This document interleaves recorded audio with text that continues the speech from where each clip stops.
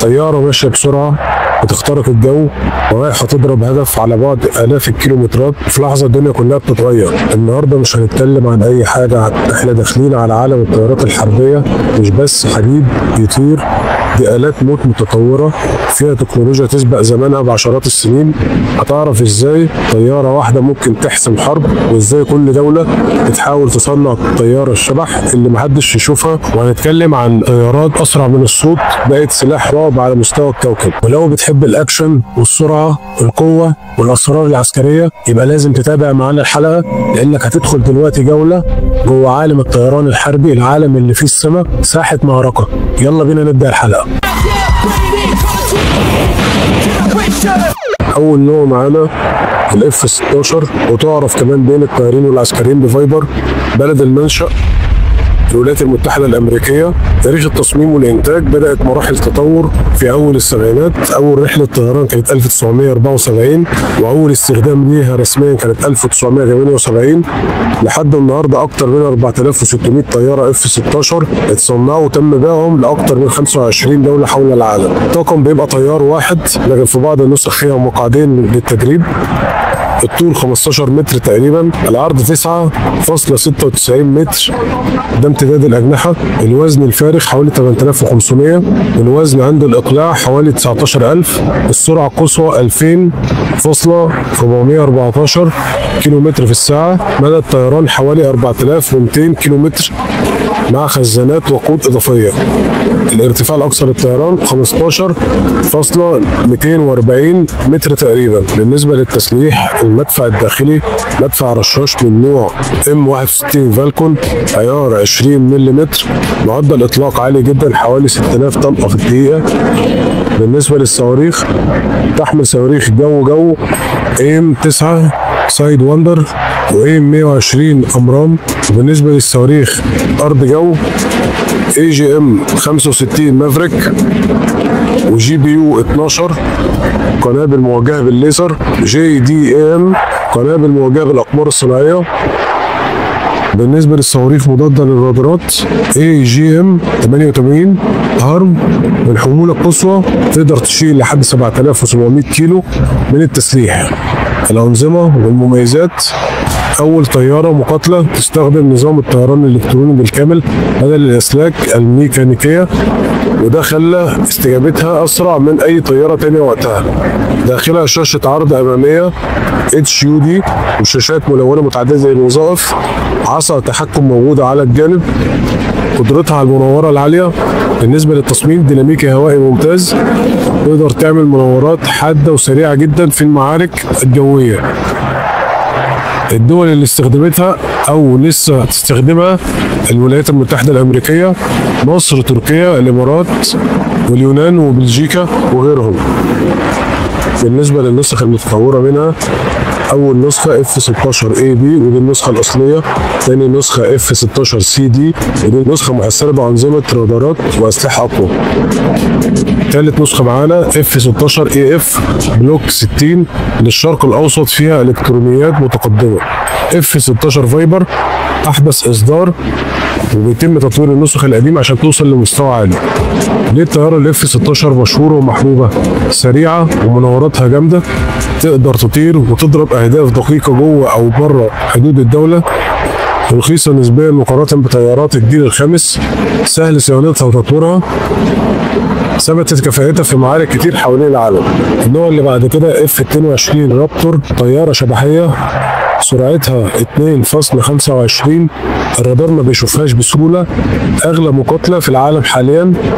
النوع اللي بعد كده SU-35 الروسية، طيارة سريعة سرعتها عالية جدا، أنظمة إلكترونية قوية، التسليح صواريخ بعيدة المدى وذخيرة موجهة. بالنسبة للقاذفات الإستراتيجية، ده نوع من الطيارات بيضرب أهداف بعيدة بقنابل ضخمة. أول نوع معانا استراتو فورتريس، بلد المنشأ الولايات المتحدة الأمريكية، اتصممت عن طريق شركة بوينج العريقة وبدأت الخدمة سنة 1955. تاريخها دخلت الخدمة فعليا في الخمسينات، لكنها بقت رمز للقوة من الستينات لحد النهارده، يعني بقى لها أكتر من 70 سنة في الخدمة، وده رقم نادر لأي طيارة حربية في العالم. امريكا طورتها في كذا مره، وبتقول انها ممكن تفضل شغاله لحد 2040 او حتى اكتر من كده. المهام اللي بتقوم بيها الطياره دي متخصصه في القصف بعيد المدى، تقدر تطير من امريكا لحد اي مكان في العالم تقريبا من غير ما تحتاج تتزود بالوقود. مدى الطيران حوالي 14,000 كيلومتر، لو احتاجت تزود وقود ممكن تقطع اكتر من كده بكثير. بالنسبه للحموله ممكن تشيل حوالي 32,000 كيلو من القنابل، تقدر تحمل انواع كتير من الذخيره زي القنابل التقليديه والقنابل النوويه وصواريخ كروز وقنابل ذكيه موجهه بالليزر او بالGPS. بفضل التطوير المستمر بقت تقدر تستخدم اسلحه حديثه رغم انها طياره من القرن اللي فات. الطاقم اللي عليها بيكون مكون من 5 افراد، طيار ومساعد طيار وملاح وضابط اسلحه وضابط حرب الكترونيه. بالنسبه للاداء وتكنولوجيا الطياره عندها 8 محركات نفاثه، وده بيخليها ضخمه جدا بس برضه بتطير بثبات. سرعتها مش سوبر سونيك، لكن قوتها في التحمل والمسافه والقدره التدميريه عاليه جدا. فيها انظمه حرب الكترونيه حديثه بتساعدها تتفادى الرادارات والدفاعات الجويه. استخدموها في حروب كتير، شاركت في حرب فيتنام وفي الخليج وافغانستان، واستخدمت في مهمات استعراض قوه في كوريا الشماليه وروسيا وغيرها. النوع اللي بعد كده B2 سبيريت، دي طياره شبحيه منشأها روسيا، ما بتشافش على الرادار بسهوله، ممكن تدخل في عمق اراضي العدو وتضرب بدون ما حد يشوفها. اكبر قاذفه في العالم، سرعتها تفوق سرعه الصوت. النوع اللي بعد كده طائرات الدعم والاقتحام. تعال نحكي عن واحده من اكتر الطيارات اللي الجمهور العسكري بيحبها والجنود على الارض بيثقوا فيها اكتر من اي طياره ثانيه، هي A10 ثاندر بوليت 2. A10 مش طياره فخمه ولا سريعه، لكنها مصممه لسبب واحد: تدمير المدرعات والدبابات والدفاع عن الجنود على الارض. طياره منخفضه تقيله عنيده، ولو دخلت المعركه اعرف انها مش هتطلع الا بعد ما تخلص شغلها بالكامل. بلد الامريكا دخلت الخدمه سنه 1977 ولسه لحد دلوقتي بيشتغلوا بيها. الدور الاساسي دعم القوات البريه من على ارتفاع منخفض، تدمير الدبابات والعربيات المدرعه والجنود والتحصينات الارضيه. ممتازه في المهام اللي بيكون فيها العدو مستخبي وسط الاراضي او المباني. ممكن تشيل صواريخ ارض جو وقنابل موجهه وغير موجهه وصواريخ مضاده للدروع وصواريخ للدفاع الجوي القريب.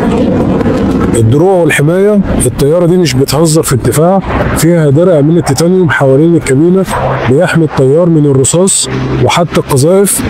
تقدر تكمل الطيران حتى لو فيها محرك واحد بايظ او جناح متضرر. كل انظمتها متوزعه بذكاء عشان لو حصل ضرر في جزء تقدر تعتمد على جزء تاني.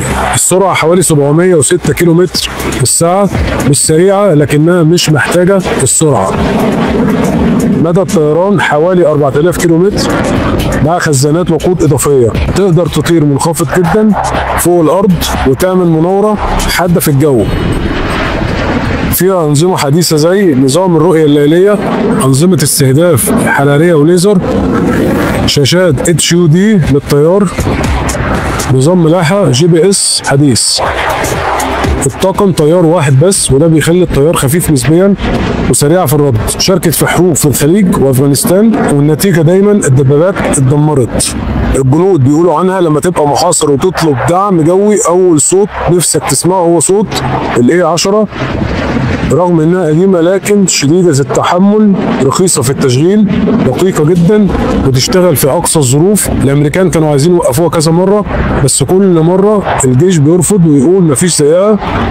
المدفع بتاعها تقيل جدا لدرجه انه بيشكل تقريبا نص وزن الطياره، ولما تضرب الطياره بترجع ورا شويه من قوه الارتداد. النوع اللي بعد كده طائرات النقل العسكري. اول نوع معانا C130 هيركليز، اسطوريه في مجال النقل العسكري، بتنقل قوات ومعدات وامدادات في اصعب الظروف. فيها نسخ بتشتغل كقاذفات وقوات خاصه. النوع اللي بعد كده AN-124 أنتونوف، واحده من اكبر الطائرات في العالم، روسيه، بتنقل دبابات ومعدات ثقيله. دلوقتي بعد ما شفت كل الانواع دي تقدر تقول ان الطيران الحربي مش مجرد طيارات، ده علم وتقنيه وتاريخ كله تطور علشان يحقق السيطره في السماء. وبكده نكون خلصنا جولتنا في عالم الطيارات الحربيه، من اول اجنحه خشب بتطير فوق الخنادق لحد الطياره الشبح اللي ما بتتشافش بالرادار. لو عجبتك الحلقه ما تنساش تعمل لايك وشير وسبسكرايب وتفعل وتفعل الجرس علشان يوصلك كل جديد. مستنيكم في الحلقات اللي جايه.